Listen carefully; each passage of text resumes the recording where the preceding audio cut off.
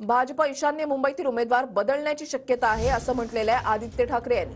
आम्हाला घाबरून भाजपने उमेदवार जाहीर केले नाहीत असं देखील आदित्य ठाकरे यांनी म्हटलंय.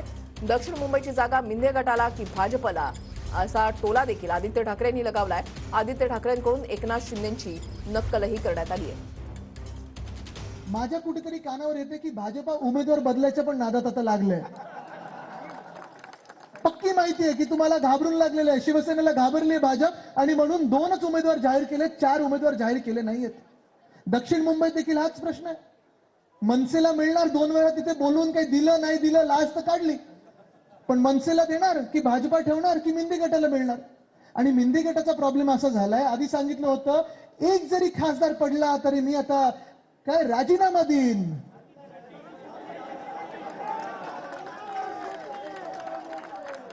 गावी ते फक्त अमावस्या आणि पौर्णिमेला जातात, बाकी कधी जात नाहीत.